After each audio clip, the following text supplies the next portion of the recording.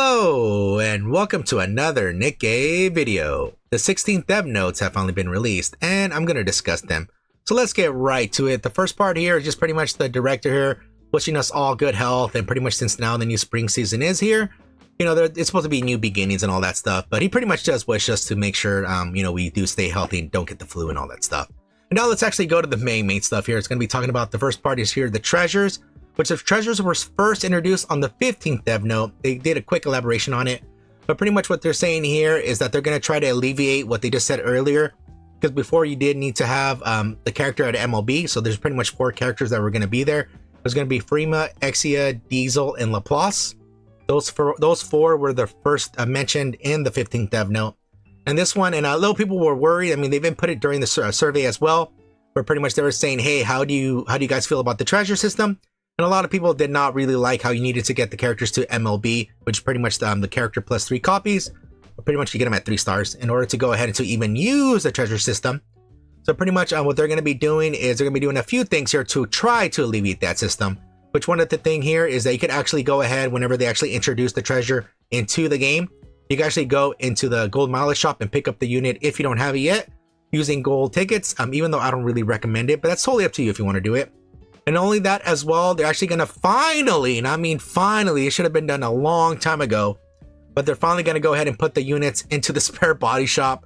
So yes, there's so out of the 4 I just mentioned, Exia and Frima are already in the shop. Surprisingly, Diesel is not. I know Laplace wasn't, but I'm actually surprised Diesel is not in the shop yet. So pretty much you're going to add eventually all the other 2 into the shop, and you'll be able to acquire them with the silver mileage tickets if you already have the character. Yeah, that should have been a long time ago. And all of that as well, what they're actually trying to do too is they're going to introduce 1 treasure every 2 months. I'm not sure who the other characters besides the 4 that I just mentioned are going to be included in the treasure system. But yeah, they're going to be putting some every 2 months. So yeah, they're supposed to be changing the kits and a bunch of other stuff too. I'm not sure how much they're going to be changing, since mostly it's going to be an enhancement of the kits. And unfortunately, some of the Nikkes need way better kits. But we'll see. Only time will tell. And they actually do mention it here that instead of having it from Limit Break 3, what they pretty much said is bond level 30. But what they should have said is they need them to LB2. So yeah, instead of having an MLB, you just need them to LB2 instead, since pretty much how it works is with every bond level, which right now, you know, pretty much as soon as you get a Nikke, it's you pretty much get an immediate 10 bond levels like to work with. With every LB, you get 10 additional levels added. So pretty much what they're saying here is you need LB2 in order to even use this system. So that's why they said they're going to go ahead and add the Nikke into the golden mileage shop, and then also as well into the silver mileage shop. So at least you could get more copies if you already have the unit. But I mean, only that as well. What they're thinking about too is they might even switch the system too, depending how players feel about the treasure system. I mean, they're still debating on how they're going to do it, but so far they're going to do 1 every 2 months. But if not, if it feels it's too much, they could do they could pretty much do every 6 months they'll release 3 treasures. Of course, only time will tell how they're going to really do it, but they do want our feedback regarding the system. And let's go ahead and go to this next thing, which is going to be this advice system. So an improvement to the advice system here. So usually right now what you had to do is I think at max you can get 10 Nikkes to advise, and pretty much, you know, you have to go and talk to them and choose an option, and then whatever you choose, it's either 50 points or 100 points. Pretty much now what they're doing is going to do a quick advise now. So pretty much as long as you do 5 advisories to the Nikke, after you do 5 advisories, you're able to get the quick advise unlocked. And with that, it's going to give you an automatic 100 points. So for those players that just want to go ahead and get the advise done, this is going to be a very welcome feature for you. You know, hopefully you don't actually abandon your Nikkes. You know, hopefully you actually go and talk to them every now and then. Don't just keep doing the quick advise. You know, get to know your ladies, you know. But other than that, yeah, they're finally going to be adding this system into the game. And I know a lot of players just want to go ahead and get quickly done with the advise. But yeah, so if they just make sure to do 5 advisories with the Nikke, and you'll go ahead and get this unlocked whenever this finally gets implemented. All right, let's go to the next spot here. What's going to be the equipment acquisition and consumption rate here. So pretty much what they were saying here is that they were looking at the overall data, you know, on their end.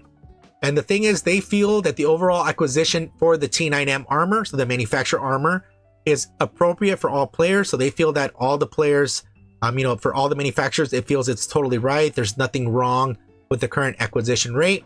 And what they've been noticing is that certain Nikkes from certain manufacturers have been getting more love than the other one, and only that from the other equipment that the other T9M we've been receiving, which is most likely going to be abnormal there. We have been feeding into those other armor systems. So for example, the Pilgrim, the attacker Pilgrim gear, or if not, also for the Tetra and all this other stuff like that. So they feel, they have been noticing that we've been feeding a lot of this gear into the other gear that we actually want. And pretty much what they're trying to do to alleviate this system is they're going to be introducing basically a manufacturer swap here. So what they're saying is, depending on what T9M armor you have, you could go ahead and swap it for a different T9M armor. They didn't elaborate how they're going to do this system. I don't know if they're going to do like a 1-to-1 system, 5-to-1, 10-to-1. We're not exactly sure how they're going to do it. But yeah, so for the people that are getting tons of abnormal armor, or they're receiving nothing during the special interception, or they're not even receiving rocks or nothing, they feel everything is completely right there. So yeah, all they're going to really do is going to be just putting basically a T9M swap here. Of course, they could always develop this even further. So do let them know your opinions on this. You could always go to your account and go ahead and just, go ahead and tell your devs the thoughts of like, hey, you want the system to do this or that instead. But yeah, so far they do feel that everything is appropriate in how we're going to receive T9M armor, how much T9M we are actually receiving, and what manufacturers of T9M we are actually receiving as well. They feel that is appropriate. So yeah, so as soon as they implement this, I mean, they haven't really said right here what they're going to be doing, but I'm pretty sure they're going to be implementing this pretty soon. So let me go to the next section here, which is going to be content here. And right here in this first section here, they're pretty much talking about how much content they're actually putting into the game. They sometimes feel that it might be a little bit too much, where the player feels they have to spend a lot of time in this game. And how usually gachas work, guys, is that usually players just do the dailies and then they split. And usually sometimes they stay, especially, I mean, only for really like the players that really love the game, obviously they'll stick around for a lot longer. But a majority of the players, they're really casual. They'll just stick and do their dailies and then leave. So, but they're saying, especially now that overclock is being added, where you have to try a little bit harder, do a little bit better strategies in order to beat it, especially depending on how powerful you are. They're really judging how much the player stays in there, because they really don't want the player to basically run away and never come back. So they really are scared of how often the player sticks to the game. They want to do a more free, casual type of stuff. And by them having be basically go into the game and try so hard in some of these modes, yeah, they're really worried about that. And they're really looking at that as well. So, and they're also, the other thing they talked about as well is going to be the SD model usage. So the last time they used the SD models was really only for one day, and that was in the last April Fool's event. So for April 1st of 2023, that was the last time that we've only ever pretty much used the SD models in any game mode that you wanted to, besides the PvP mode. And now what they're trying to do is they're trying to actually see how well the SD model characters are going to work on the main game here. Some R&D, some development here in order to see how well it's actually going to work, since now they did actually upgrade the system of how all the Nikkes work. I know they said on the few dev notes before, where now they're trying to make everything consistent of how everybody could dodge and stuff like that, since before some Nikkes could dodge really easy and some of them could not. So they updated that system there, and now that they're adding the SD models here, they have to see how these SD models work with the new system before they can go in and implement it. So we gotta still wait for that. I mean, hopefully they go ahead and fix it, since the SD models are really cute to look at. I mean, even during the April Fool's event, it was a lot of people were using them. I mean, it was so much fun to use them. I mean, just because it's a nice change of pace from always seeing the same Nikkes doing the same stuff and seeing the SD models doing their own special thing. I think it'll be a very welcome change to the game. And other than that, that's pretty much it. This was a very short dev note here. It wasn't very long. It was only 4 pages. A lot of the other dev notes were way longer. It'd be like 6 pages plus, and all of that. They actually gave us more information as well. Unfortunately, this was more of an informational one instead of more like, hey, this is what we're actually like going to be doing. This is what's coming up, like more content wise, of the other dev notes. This was more of, hey, this is what we're doing. And yeah, so I'm not exactly sure when they're going to implement this, all of this stuff, especially the SD models. We're not exactly sure yet, but I'm pretty sure they're going to go ahead and tell us whenever that information is going to be coming soon.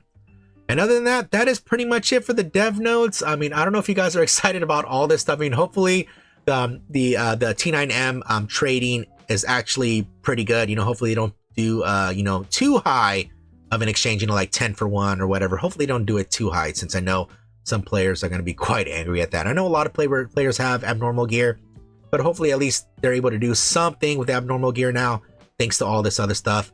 But other than that, yeah, that's pretty much it. Hopefully you guys enjoy the video, and hopefully you guys are enjoying the collab. I mean, just a couple more weeks, I think, until it ends, and hopefully you have the best of luck on your pools.